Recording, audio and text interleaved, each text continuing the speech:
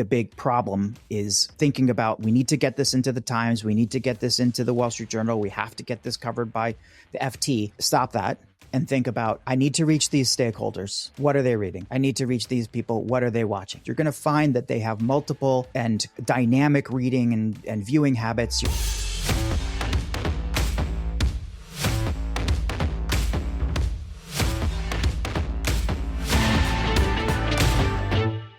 Hello and welcome to Building Brand Gravity. I'm Ann Green, CEO at the GNS Integrated Marketing Communications Group. And I'm Steve Halsey, the Chief Growth Officer. And Ann, we've got a lot to talk about today. Two topics that are not only timely, but I think they're really deeply connected. Talking about AI's growing impact on discovery, traffic, and search behavior, and talk about what that means for the future of earned media. And yes, it is true, PR is having another moment. It's great to be in an industry that constantly reinvents itself with moments. And just when the critics are ready yet again to declare the press release dead, surprise, turns out large language models kind of like them. I mean, maybe not for click, but definitely for context. So no, the press release, my friends, is not dead. It's very undead. It's a corporate zombie quietly writing its own metadata. And as it turns out, Ann, that's not a bad thing. It's so funny. You know, everything old is new again. I was telling Steve the other day for our listeners that I've worked in financial services for years and I was walking with a colleague past a bank branch that has a cafe in it. I'm like, well, that was there 20 years ago and they're doing it again. But, you know, it's interesting. This whole discussion reminds me of an event I was at last week. We got invited to, it was an invite-only event by some of the folks from the PE firm Human Ventures, and it was called Media and Brands in a Post-Traffic World. And it was a really high-level audience. You had CEOs or, you know, leaders from a lot of media brands like Forbes and Adweek and New York Times. And you also had brands like Paramount. They've been in the news a lot. You had Meredith, Dotdash Meredith. You had a lot of advertisers. Cloudflare was there, which was quite interesting because of some of the work they've been doing lately to help gate content for Dotdash Meredith. And I think the whole discussion of the event was really zero-click search. That traffic is going off a cliff, that this future that many had predicted and prepared for is happening right now, and it's happening very, very, very fast. And this was a room of very smart people. You could tell a lot of them had just been at Cannes and France, and a lot of folks knew each other. And, you know, we were there also as GNS, but Edelman was also there. So there weren't as many of the integrated comms firms there. But I think for me, the point of view is just underscoring how fast this world is changing, which I think has paired with how fast the dialogue has risen and intensified around the earned media side of this, which I think is really fascinating. Yeah, you know, and I think just you talk about who was in that room, and it just really reinforces what a turning point we're at. You know, not just for how stories are told, but for how they're found, trusted, reused by both humans and machines. And that's the part that's different, you know, and what we used to think of as earned media, you know, placement in a publication, quote in a story, maybe even a backlink, is really being reframed by how AI basically gathers and synthesizes the information. And that's really raising the stake for us in comms and PR in a big way.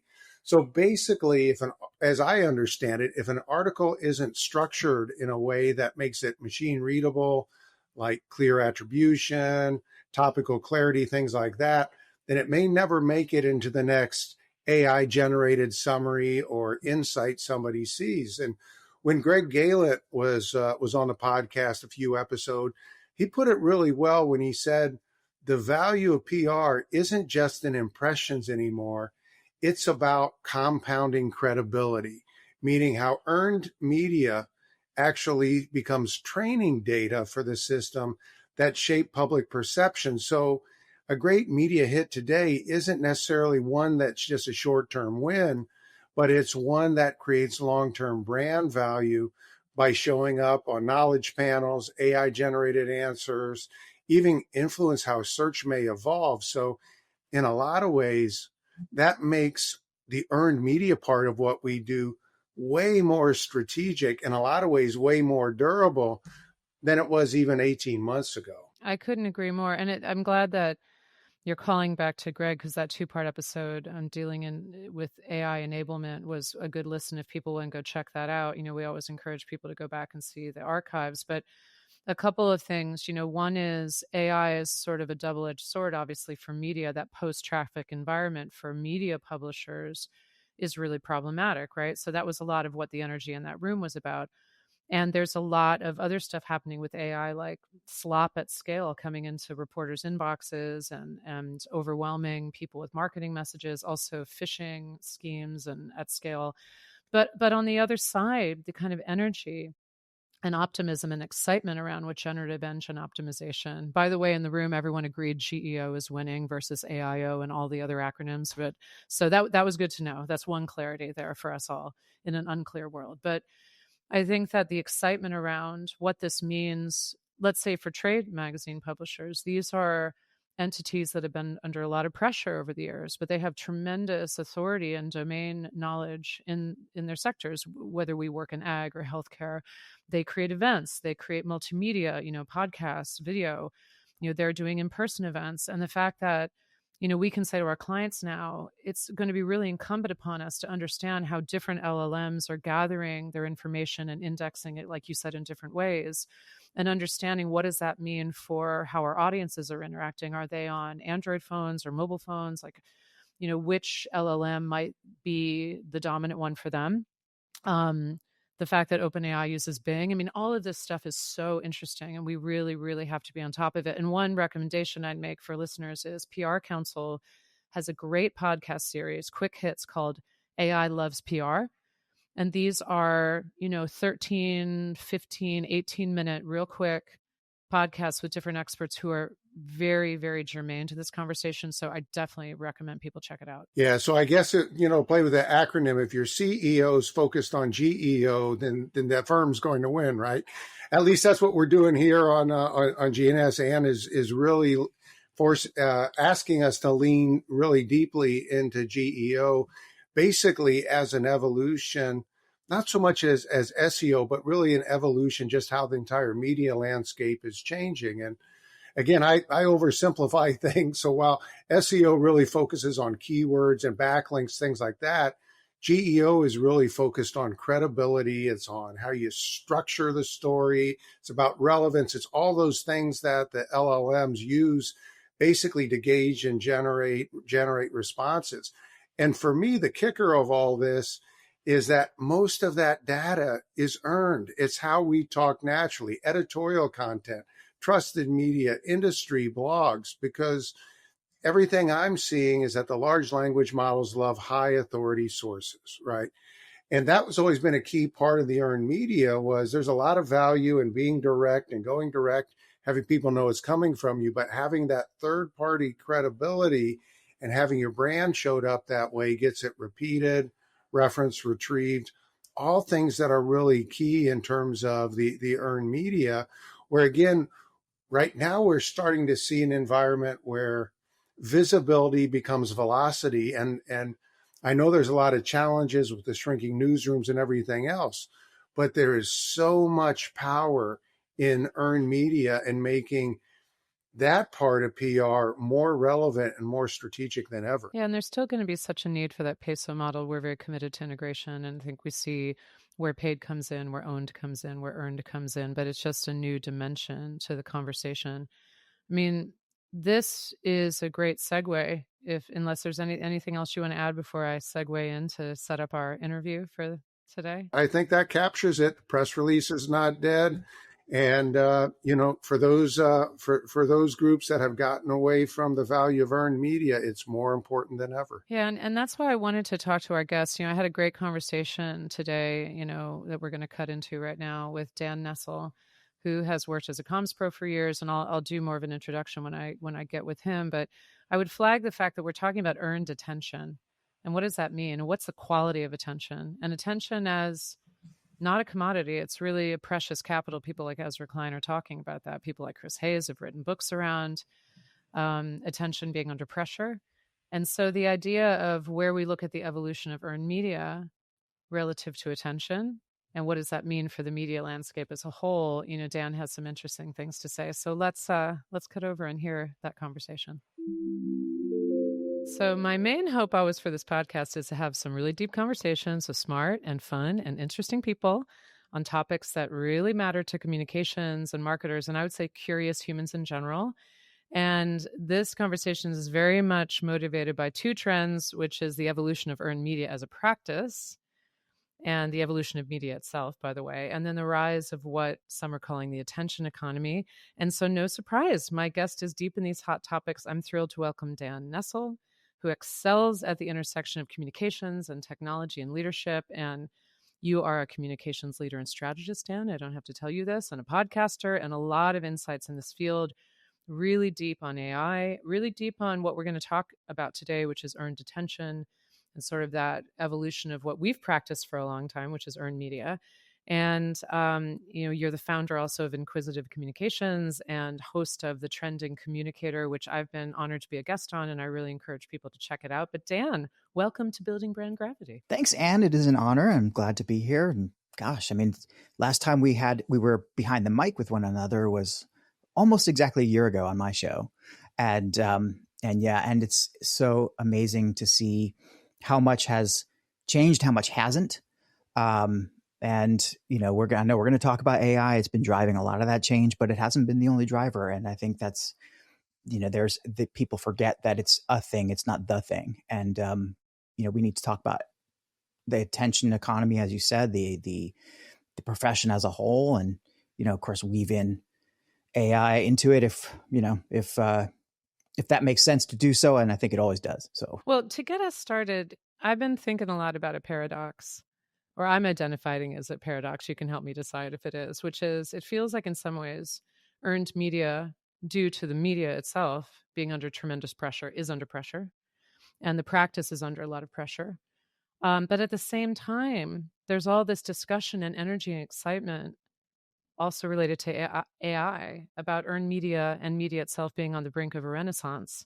And both of these realities are tied to media fragmentation, but they're also tied to the proliferation of AI in all its forms. So, you've got the AI content at scale and slop and crap and zero-click search and traffic going off a cliff and things like that. But you also have the way that large language models are pulling and organizing information, serving as the new search, new discovery, really honoring and pulling from sources that tend to lean more into the world of earned media and the practices we've done. So this is a big question, but what's your overall take on this moment of time? And is this a paradox in your mind? I think I agree with you. It is a paradox of sorts. And I think that paradox lives mostly in our heads rather than in reality because of, what you normally see when any industry is disrupted.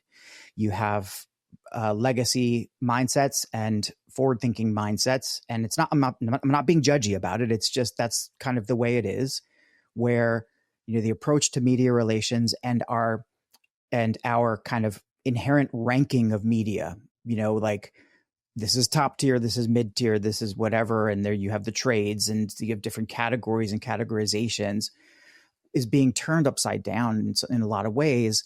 And it's a lot to cope with. And there's still a lot of, I think, whether it's cognitive dissonance or whether it's just straight up, the only authority is the New York Times, Wall Street Journal, LA Times, et cetera, mindset. I don't know what the answer is, but I think that is, that's sort of our reality now, where everything's jumbled, priorities are jumbled, and I think there's a question of what is valuable and what isn't in terms of the media coverage and in terms of what counts for earned attention. That's really helpful. You've asserted, and I'd love to hear your thoughts on this, that traditional media relations is in some ways not just outdated, but potentially broken or kind of even harmful sometimes, just strategic objectives.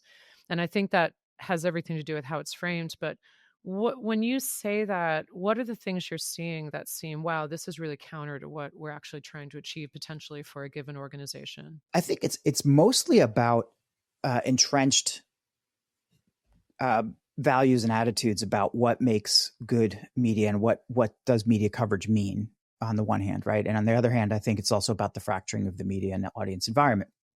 And I think I have to give full disclosure here and be brutally honest about my own biases here, because, being in corporate comms for 20 something years and having a stint at agency in the middle, it was always the case that the executive teams that I was serving or working in partnership with when I was in corporate, the only real wins that they understood from their PR teams and from their comms teams were, hey, we got the CEO in the fill in the blank media, right? Oh, the CEO is going to there's going to be a feature on the CEO in the New York Times. There's going to be a feature from CEO in Barron's. We lined up all these wonderful interviews for the CEO visit next week, and here's where we're taking him by limousine to Bloomberg, to the Wall Street Journal, to wherever, right? And we didn't do ourselves any favors as a profession in pushing that as see, we're doing all this great work for you, and these are the results that we have. And I think that was the case for a long time. So the pressure never ceased, and I think it still continues to get that kind of coverage. But also, we didn't resist so much. I think that it was harder for PR and comms folks to say, well, the CEO is going to be here. We have a day for him or her. Not every CEO is like Jensen Huang or Elon Musk or Andy Jassy or whatever. So you have to have a reality check when your CEO or any high level executive is in town, and really be self-aware of where you stand in the corporate pantheon and whether what you're saying is newsworthy or not. And sometimes the answers to those questions are not quite authentic or honest internally in an organization. It's so funny because we're going to be talking quite a bit about the evolution of technology and platforms and processes that, are really changing the game there.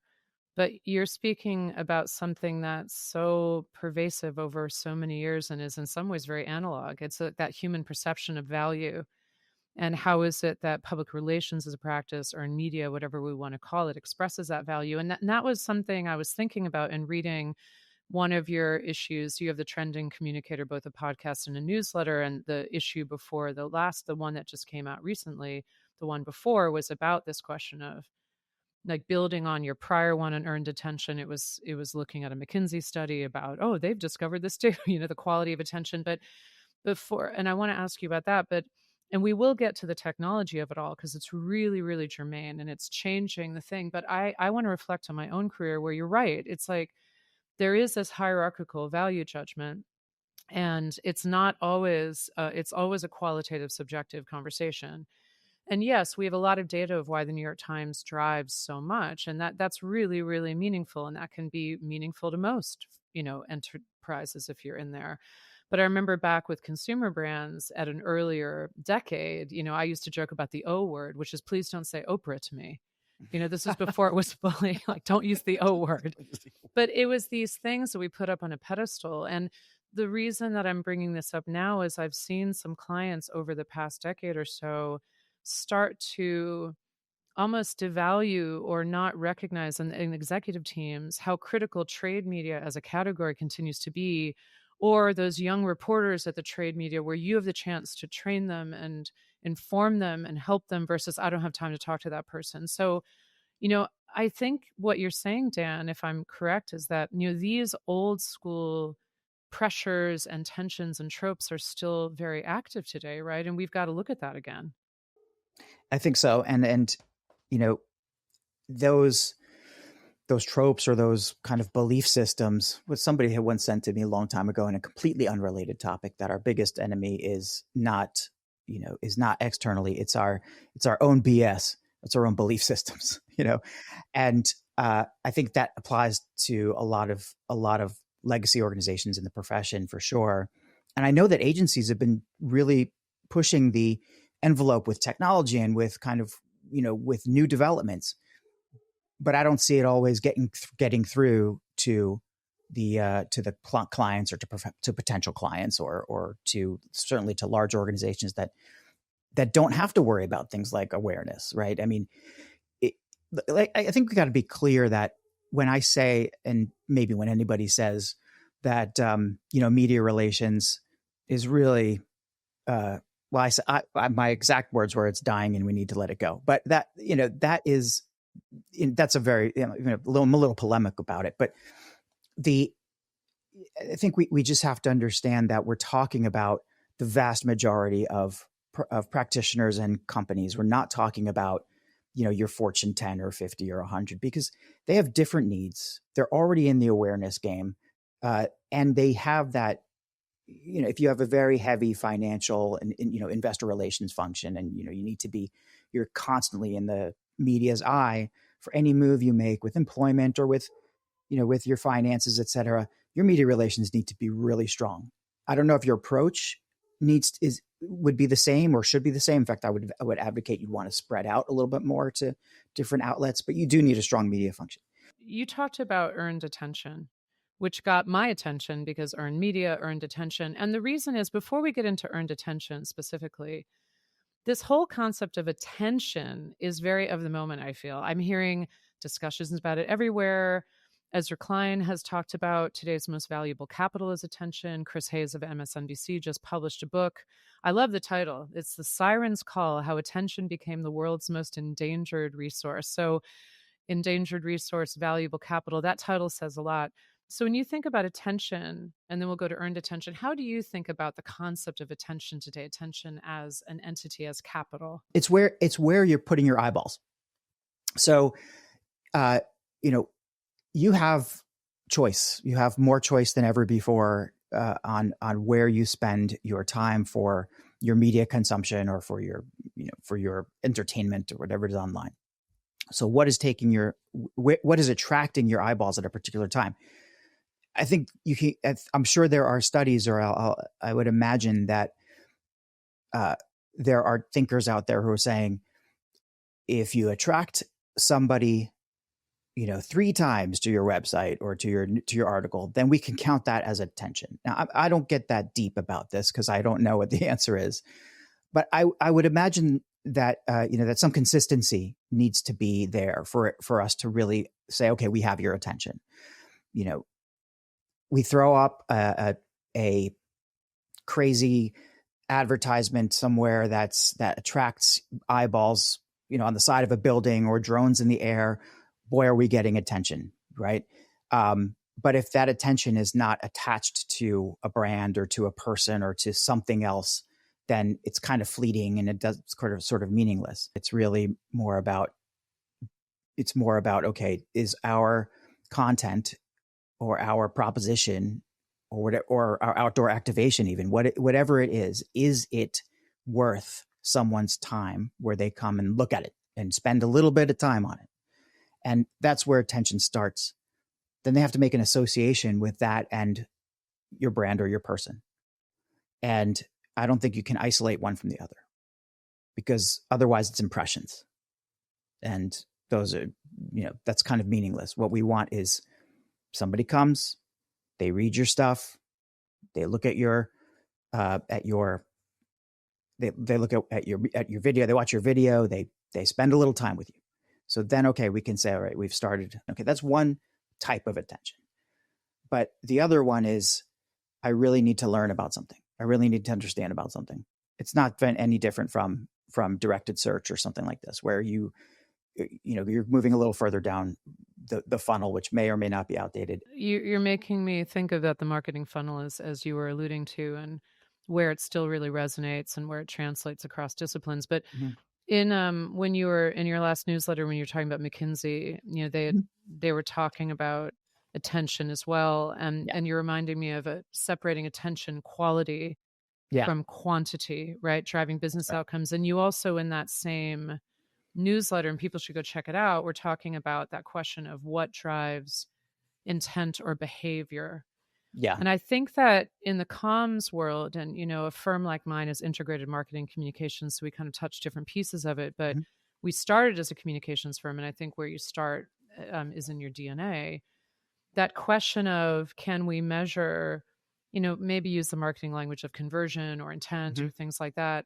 But what is your thought about how, in this new world of earned attention, how we start to think about quality versus quantity? And quantity could be like size of outlet, but it may not be the quality. How do you start to parse that in your own mind, Dan? Well, I think you have to marry the marketing to the communications for that to be understood. That is really where you don't know whether it's quality attention when your target or your customer or your stakeholder first grabs onto to what you're putting out there, to your content. You just have to understand that you need consistency in your content to kind of weed out. And so, well, there's two functions. First is, of course, to present your position and be more and promote awareness, and make sure that your message is getting into the channels and in front of the people that it needs to be in front of. That's your part. But the quality attention part is like paying attention to how people are interacting with that content, and then seeing, okay, well, this one's resonating, this one isn't. And that's, from one side of the equation, you can turn up or turn down dials and change your message. But on the other side of the equation, you have to think, okay, is it not resonating because the timing's off, or because it's in the wrong channel, or because it's the wrong audience? Or is it not resonating because it's really, part of my language, it's crap, right? I mean, you have to, you have to figure it out. And then when it does resonate, again, is it hitting for the right reasons? Did something like go, well, I hate this phrase, but did it go viral? Like, did it hit hard because, you've said something or you've written something that is worth that virality? Or did it go viral because there's something in your content that actually is completely different than what you intended? Maybe there's maybe something funny, or maybe it's you start a new meme, or who knows what it is. But, is it getting the attention it's getting for the right reasons? And the only way to really know that is to be consistent with your output and start looking at who's coming back over time. And from those people who are coming back over time, that's where you're going to see that quality attention, like the audiences that keep coming back, and then the audiences that take action based on what you do. Now, that's another kind of point, is, okay, are they taking action? Are they doing something based on what you're putting out there? That's where the marketing side of everything kind of comes in, but it should be also in the comms world, to measure that the reaction, the engagement metrics are one thing, but is there a actual call to action in your piece or in your content that they can follow? Is there a way to measure that? There always should be, of course. And that's kind of where the quality part of the attention comes in. It's more of the measurable part.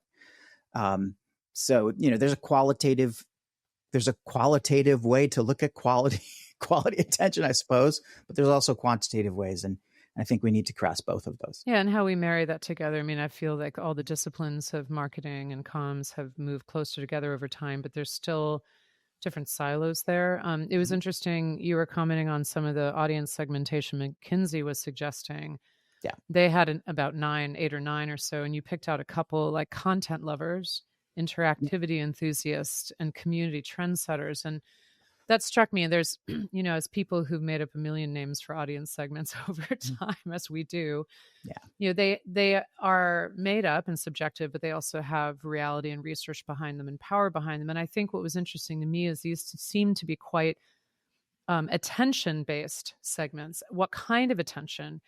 And, each of us are fans of something. I've been a fan of Sherlock Holmes since I was a child. So all aspects of Sherlock Holmes, that means I listen to a very niche podcast that covers the Granada Sherlock Holmes series from the 80s with Jeremy Brett.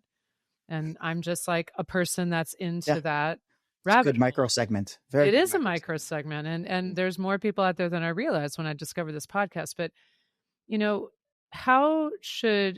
I don't think we've never thought in terms of these kinds of segments before, but how do these attention-based segmentation feel fresh to you, or feels like something to be revisited and reflect on? I think that's a good question. I'm fundamentally in favor of breaking down our audiences in any measurable chunks that we possibly can, because it gives you the intel and the insight to know which channels you can use and what kind of content they need.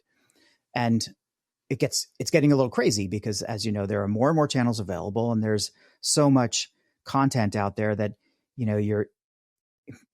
again, it's this word fractured that keeps coming up. And I guarantee you, audience out there, anybody who knows me or follows me, you keep seeing the word fractured. That is not an AI thing. That's me.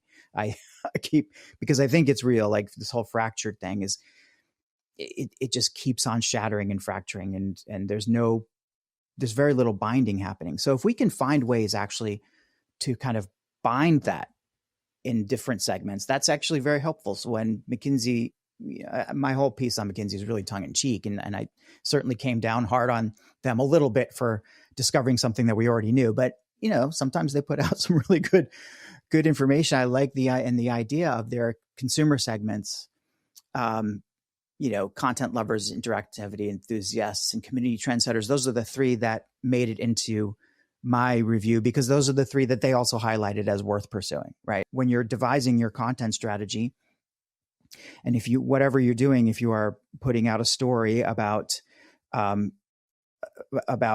turbines, or if you're putting out a story about legal services, those are two very, very different audiences.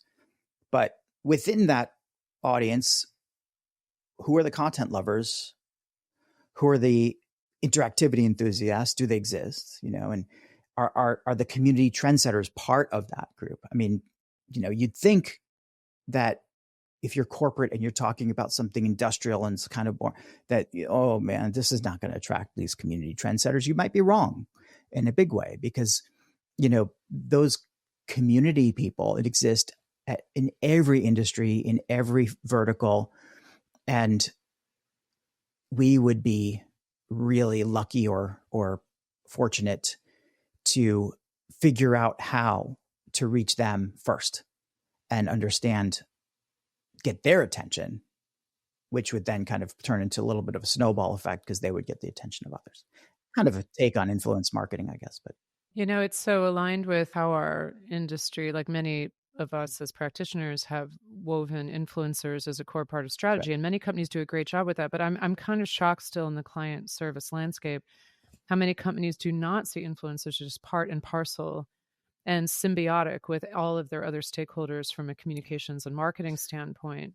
There's some incredible best practices there, and yet it's still quite siloed, and there's still a lot of organizations that are just not investing what they should in that area, and it's that evolution of media. But I want to move on to the AI of it all, because the AI of it all is all around us all the time. And, it is a double-edged sword in this area, and the fingerprints here are all over the evolution of this field. I think one of the most interesting things that's very germane to what you're talking about, turning hierarchies on its head and changing what we think is conventional wisdom about what's a good media hit, who's the big fish, right? So there is so much excitement. I think the acronyms have settled mostly on GEO, generative engine optimization, although AIO is still trying to make a play. Yeah. But let's say GEO, right? Sure. And how it is that large language models, and each of them are a little bit different. There's overlap in how they pull, but they're each a little different. And how OpenAI is using Bing as a crawler, and and other things like Reddit, but what they pull from to create those search results that create that zero-click search environment where you get everything on the page, which is so disrupting publishers, so disrupting media, so disrupting like the incumbents of search. I think fundamentally we always have to remember that quality content and engaging content and compelling content will always win in the long term. But it has to be smart content, and it has to be done in a way that I think treats AI as another stakeholder rather than as a kind of technical marvel. You have to think of AI as a stakeholder. How does AI like to read what you write? Just in the same way that one of your customers likes to read what you write. So I did a little exercise the other day I took a blog post and I said, okay, now, and I was using Claude and I asked it to just optimize the blog post for search, which, by the way, people should still be doing, because search is still is not going away. Just the results are going to be different, but you should still always think about, writing good content for search. But okay, so optimize for search. And then I said, okay, can you optimize this for GEO? The GEO version was so radically different in structure. A lot of bullet points. They added an FAQ at the end. They added a credibility section, an authority section to establish the authority of the author. And I wouldn't post that the way it was, right? That's not something I would do. So just because you have something that's GEO optimized doesn't mean you should always use it, take elements maybe. But the lessons there are that AI is looking for digestible bites of information. It's looking for a conversational flow. It's looking for content that actually answers questions. So that's why there's a FAQ in there. And, sometimes you have some stuff in the conversational flow in the content itself. It's looking for authority. And that's definitely where media has that kind of light at the end of the tunnel waiting for them. It's looking for authority and credibility. And, it wants to make sure that whatever it delivers to the user is not a hallucination and is real, because, that is something that, even though they still hallucinate and still deliver nonsense, it is something that's important to the AI. So structuring it that way is what GEO is looking for. So GEO, and you were right, each of the LLMs look at things differently, pulls in this information, however they pull in information. The other part of it that I'm just really starting to get familiar with, and forgive me if I get some of this wrong, because I do urge everybody to fact check me on this. But, it's not like search where you're going to create a GEO optimized piece, and then it's going to appear, or going to have a good chance of appearing in the LLMs the next day. That's not the way it's going to work. The piece, even though LLMs have access to the web and they're using web search to find relevant articles, and you're going to certainly have a chance there, it's still search, right? They're still using search. So the search results that they're getting are not any different than the search results you would get when you go to Google and you look. In fact, you can watch the reasoning play out in some of the models, right? What's happening is your piece, that content, is being used for training and for training the model. So it's going to be added to the models, and piece by piece, it will raise your authority, or it will kind of make it into the model's, kind of repository, and be merged into the Borg, as it were. Then, when you search on topics, or when somebody searches on topics later, it will have it in the training, and it will understand the context around which it will find a website, which then kind of builds the authority for that website or for that information, because you've handily provided it with all it needs: authority, conversational content, answers to questions. Okay, this is legit. This is where it's going. So it's multi-layered, I think, is what I'm trying to say. Yeah. So within that, the media has this is where there's kind of a real interesting trend going on. And I'm not sure what the truth is here, but I've seen pieces say that media should be really excited because, media relations, the focus on top tier media should be stronger than ever, because top tier media is always going to be the most authoritative sources for GEO as GEO gets on. And there's some truth to that. There is authority. I think you run into the paywall issue more often, though, now with some of those, which is going to be a challenge. Yeah. It's going to be a challenge, but there was a recent thing from Cloudflare. I don't know if you saw the Cloudflare thing, right? Where absolutely, where they're charging for bots, charging bots to crawl content. You're seeing more and more deals with the media organizations, with the LLMs. So, I think it'll happen more. Yeah, that was in concert with Meredith.Dash, I think, to try to do some of that gating of content. Yeah. And that's going to play. But, yes, if you manage to get that high-end media hit, that's not going to really do anything for your GEO. At least not in a visible way and not immediately. No, to me, it goes back to the trade magazine piece. What are those deeper authoritative that have a whole body of work on a certain area or sector or topic? Right. By the way, thank you for the Star Trek Borg reference. There's never a time in this world not to bring up the Borg, because it always feels, especially now. And it's interesting too. What I really liked, I want to pull out what you said, is treating AI as another stakeholder. Whereas, we've talked about in terms of AI practices and getting more familiar with generative AI, encouraging folks to say, imagine this as a young person or an intern, or, you don't want to anthropomorphize it entirely. You have to be careful about what it is and what it's not. And obviously this whole emergence of chatbots and therapy chatbots and companion, that's a whole nother world that we'll do another podcast on someday. Whoever isn't obsessed with talking to their chatbot and will be here to still talk with me, we'll do a podcast. But I think this question of thinking of it as a stakeholder that has to be built with information over time and will find information sources and synthesize them and bring it up, I think that's really powerful. And I really appreciate, I think it was really clear the way you talked about some of these aspects of GEO, which is still developing. We're still learning it. With SEO, there was a lot of work to try to understand and the Google algorithm and what are the hundreds of factors, and Google would release some and not the other. I think we're in this similar thing of trying to discern through practice. But the really interesting thing about this moment in time is you can also ask the entity, tell me what is GEO optimized, or tell me what is generative engine optimized. How do you communicate? What are you looking for? And one of the reasons I think it's really an interesting opportunity for folks who have communications at the heart of our skill set as a practice and also literally as communicators is understanding what different audience needs. An AI is a stakeholder. We're a multi-stakeholder group. Like, that's how we look at stakeholders that way, right? And we understand, why would someone need an FAQ? Why would someone need a statement and context around authority? How do I build that in a way that context come through and is understandable? How do I reframe?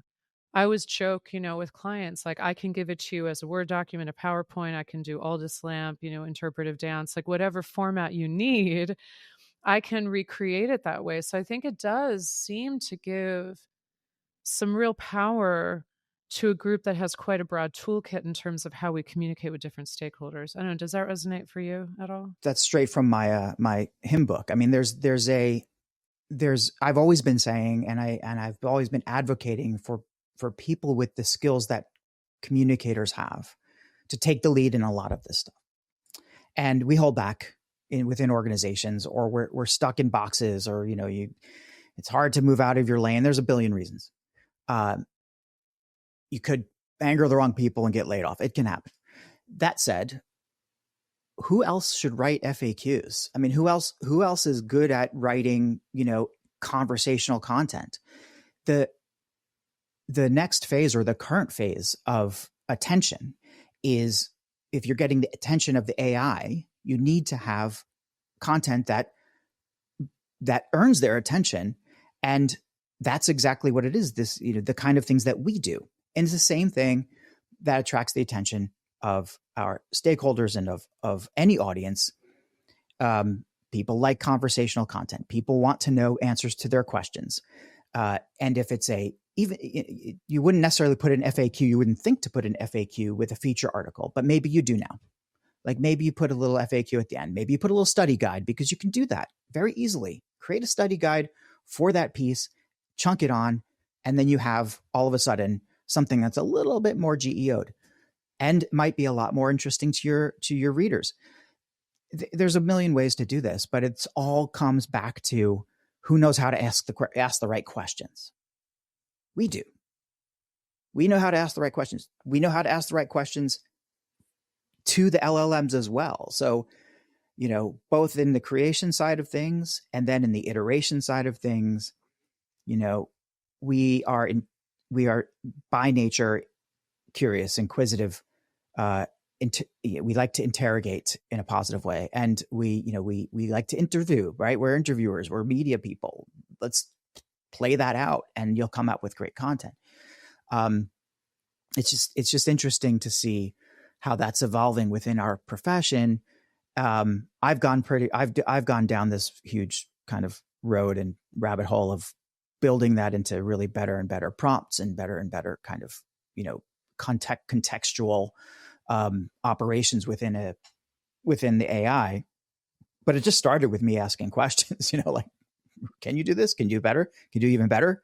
What's a better way to do this? And so on. And it builds out. We could do the same thing with anything we do with AI, and we are the right people, I think, the communicators. I love that thought about it comes from that questioning nature and from multi-stakeholders.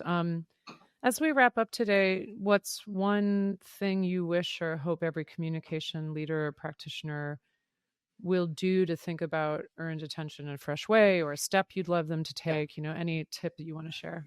The number one thing to do is clear your mind of what good media is and think in a new way about what is really important for your message and for your story. Where does it need to land? So the answer there is your audiences, and the audiences has to come first before you think about your media. So, we didn't exactly say this explicitly, but fundamentally, I think that's the big problem is thinking about, we need to get this into the Times. We need to get this into the Wall Street Journal. We have to get this covered by the FT. Stop that and think about, I need to reach these stakeholders. What are they reading? I need to reach these people. What are they watching? If that's the FT, then go for the FT. It's just creating that strategy from the audience first is critically important. So think about the audiences first. You're going to find that they have multiple and dynamic reading and viewing habits. You're going to find that you might have opportunities to get into, and certainly the opportunities are much easier than top tier media. The trades are fantastic. They've done such a great job, I think, over the last 10 years of surviving, building out their technology. They're doing more with podcasts. They're doing more with expert content. They are certainly ahead of the game with GEO just by default, because they're authoritative and they're very technical and detailed, answer a lot of questions. So look at them with a different lens and convince your leadership that this is good media for us to be on. Podcasts, videos, those kind of things. So think audience first, I think, is the thing I would beg people to do. It's kind of a return to the very, very best practices that are foundational to this field, and yet they get lost so often. I encourage our listeners and viewers to find Dan Nessel, find the Trending Communicator, check out, subscribe to the Substack, listen to the podcast. And Dan, it's always a pleasure.